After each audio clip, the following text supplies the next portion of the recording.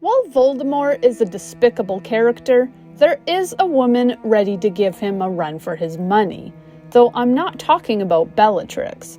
Instead, we're discussing Dolores Jane Umbridge, Senior Undersecretary to first the Paranoid Fudge, and then Loyalist to the Voldemort-run Ministry. To me, Umbridge is scarier than Voldemort, because she hides among those we'd call the good guys. She works in the government, maintaining a position of influence within the Ministry. What's worse, she's every bit as prejudiced as Voldemort or his Death Eaters, pushing anti-Muggle views and doing what she can to lessen the rights of half-breeds. She's a bigot, but this hasn't prevented her from climbing the ranks. Considering the number of bigots in our own governments, Umbridge strikes a chord because we've met her before. The fact she torments Harry, only a child at the time, makes her particularly despicable. More than anything though, she's a love-to-hate character because she's such a hypocrite. It isn't just her disgustingly sweet manner, though that's bad enough. Her lies go deeper than that, as we'll learn in her story. Before we continue, I'm Riley and this is Otherworldly Fiction. On this channel, I rant about fantasy books, exploring lore, discussing characters, and offering opinions. I also offer the occasional writing advice. If any of this sounds like your cup of veritaserum, hit that subscribe button. Posts are on Fridays. Dolores was actually much like Voldemort, not only in her views, but in how she presented herself. Voldemort, despite being himself half-blood, pushed a pro-pureblood agenda, and acted as though he was pureblood too. Umbridge, likewise, was anti-Muggle, and she told everyone she could that she was a pureblood. In truth, Umbridge, like Voldemort, was half-blood. Her father, Orford Umbridge, was a wizard, while her mother, Ellen Cracknell, was a Muggle. Dolores, for her part, loathed both parents. Ellen was untidy, described as flighty, but Dolores hated her all the more for her Muggle background. Of course, being a wizard didn't spare Orford from his daughter's dislike either, as Dolores was disappointed in him for his lack of interest in advancement. Never promoted, but essentially serving as a glorified janitor within the Department of Magical Maintenance, he failed to distinguish the family. Dolores' parents weren't happy in their marriage, and after Umbridge they had only one son, though he was a squib, no more able to perform magic than his mother was.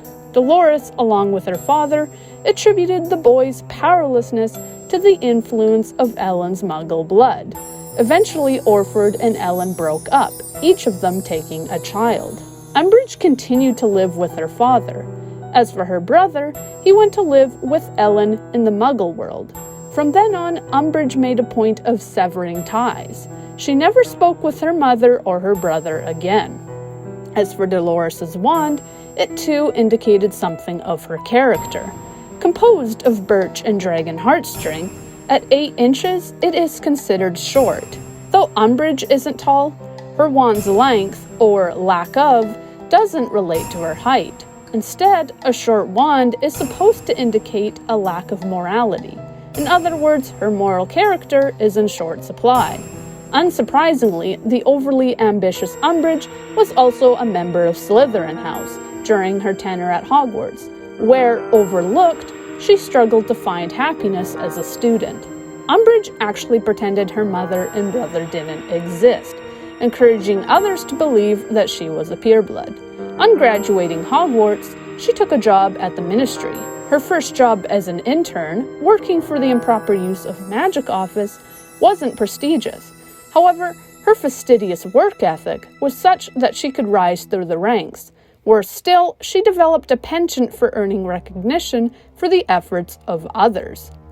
As with her mother, she also erased the connection between herself and her father. If anyone connected her with Orford, she denied knowing him. Orford was pressured to retire by his daughter, given money to live on, and encouraged to make himself scarce. In this way, Umbridge cut even those wizarding ties she was ashamed of. While her views were off-putting to people, with some of her ideas even startling those who were anti-Muggle, her Her hardworking manner and tendency to be organized aided her in gaining promotions. She was also obsequious, sucking up to superiors or buttering them up. Moreover, her narrow-minded beliefs had direct consequences for others, as the werewolves were also impacted by an anti-werewolf draft she'd imposed. As a result, many werewolves, such as Lupin, remained unemployed and subsequently suffered in poverty. She also attempted to have merpeople rounded up and tagged, but the impracticality of her mission caused this particular campaign to be abandoned. In her late 20s, she was made head of her department. From there, she could advance to senior positions within the Department of Magical Law Enforcement, though she could never form any deep connections. While the ministry valued her as a dedicated employee, those who attempted to strike up a friendship with Dolores quickly found themselves distancing themselves from her. If anyone asked about her past, a petty Umbridge would assure something awful happened to them. As such, her co-workers learned not to pry, and to keep her at arm's length. Dolores, for her part, never had affection for anyone, though she attempted to flirt with a number of her seniors in hopes of marrying. Not because she cared, but because a distinguished husband would bolster her own reputation. Thankfully, none of the men she tried to win over were interested. Few knew how truly cruel she could be, but people sensed enough to avoid forming any lasting bond with her. Sherry could make Dolores especially talkative, and in drinking it, something of her true nature was revealed. Where others couldn't hear, she'd share her honest views. Other wizards of an anti-muggle bent, on listening to her, found themselves taken aback by her thoughts. Her love of frilly, fluffy, and pink became more exaggerated as Umbridge climbed the ranks. She adorned her office with kittens, despite finding them untidy in real life, and she took advantage of the minister. As Fudge sank into paranoia, she played up his fears. She encouraged his deluded thinking, and won herself a place as one of his top employees. She agreed with him in everything, convincing him further that he was right and could do no wrong, and Fudge came to believe Umbridge was one of the few he could believe in. In returning to Hogwarts as Inquisitor, having been appointed by Fudge to serve there, she found an outlet for old resentments. She was bitter towards Hogwarts, because the school had never entrusted her with any authority while she'd been a student. In punishing both students and teachers, and peppering the walls with ridiculous rules, she had her revenge. Harry's near expulsion was also the result of Umbridge's actions, as she'd not only attempted to convict him, but herself had been responsible for the Dementor attack. Dementors could only act on the authority of the Ministry, and in sending them, Umbridge was happy with either potential outcome. In the first scenario, the Dementors would perform their kiss, leaving Harry soulless and harmless to the Ministry. In the second scenario, he'd perform a Patronus, providing the Ministry with ammunition to convict. Her bigotry towards half-breeds, such as centaurs or half-giants like Hagrid, also continued during her time at Hogwarts. She was disdainful towards the centaur friends, whom Dumbledore appointed as a divination teacher following Umbridge's firing of Trelawney. What's more, she not only tried to fire Hagrid, but to drive him from the grounds. Anyone who didn't fit into her prim and ordered world was discriminated against, with poor Trelawney being the first to experience the full brunt of Umbridge's power. Only Dumbledore could protect Sybil from being kicked out of her home at the castle altogether. Students found some relief from Umbridge's harshness when Fred and George rebelled. In addition to creating elaborate fireworks, which flew about the ground, they left a lake for her to navigate. Though the other teachers could have removed the lake with ease, they left it there as a hindrance for Dolores. The teachers opposed Umbridge, and Peeves was encouraged in his antics.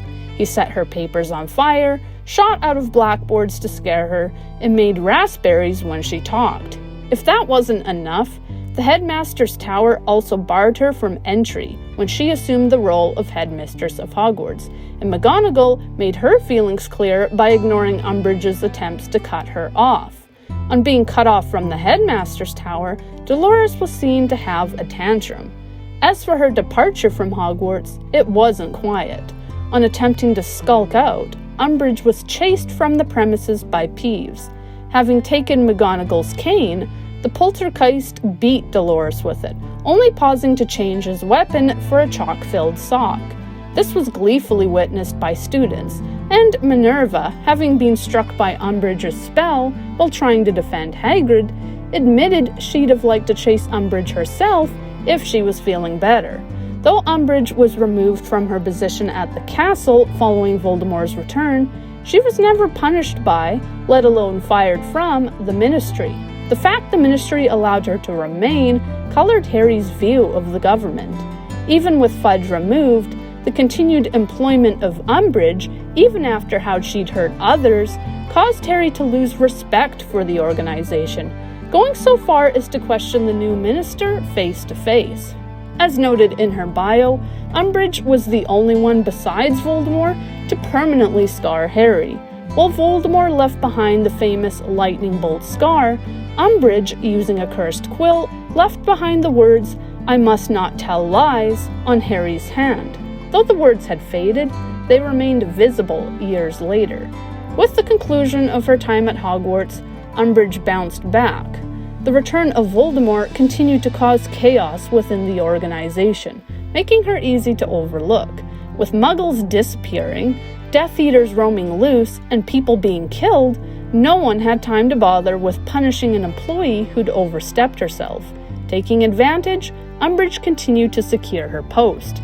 When Voldemort took over the Ministry, ruling it through pious Thickneys, Dolores was thrilled. Overnight, the Ministry changed. Muggleborns were rounded up, with some dying in Azkaban, falsely charged with stealing their wands and the magic of others. Even Muggle-born children, eagerly hoping to attend Hogwarts, were in danger. Free to express herself fully, it didn't take long for the Death Eaters to realize they had an ally in Umbridge. She was made head of the Muggle-born Registration Commission, overseeing courts which saw Muggle-borns convicted on the premise they'd somehow stolen their powers from somebody else. In sentencing innocents to Azkaban, where several died, Umbridge proved herself as vicious as the likes of Bellatrix. Though she never raised her wand against anyone directly, she had blood on her hands, and it was during one of these facsimile trials that Harry met her again. On invading the Ministry, Harry managed to snatch Voldemort's locket from her, what she'd blackmailed from Mundungus in return for not ratting him out. The locket is shown throughout the books to have an adverse effect on anyone who wears it, even going so far as to choke Harry when he reaches for something which might destroy it. The locket dampens Harry's spells, preventing him from casting his Patronus, and it makes the typical wearer miserable. Umbridge, however, appeared unaffected. Able to cast her Patronus and reveling in her control, her reaction to the locket is telling. The fact she was unaffected by having a piece of Voldemort's soul sit above her heart at all times demonstrates she's as nasty as he is. In fact, the locket actually boosted her abilities, easily connecting with someone so horrible. Moreover, Dolores used the locket to deepen her fabrications, claiming it was a family heirloom from the family Selwyn, an old pureblood family with Death Eater ties. The locket had an S on it, and the name she picked would only boost her credentials. According to the Harry Potter wiki, Dolores received a punishment appropriate to her actions. After sentencing so many Muggleborns to Azkaban, subsequently killing several, she herself earned herself a cell in Azkaban. Umbridge remains one of the most hated characters in the literary canon, as much a villain as either Bellatrix or Voldemort, and we cringe every time we have to hear that little hem. As with other characters in the series, her names also have particular meanings. Her first name, Dolores, translates to sorrow, which is fitting given the amount of suffering she causes others.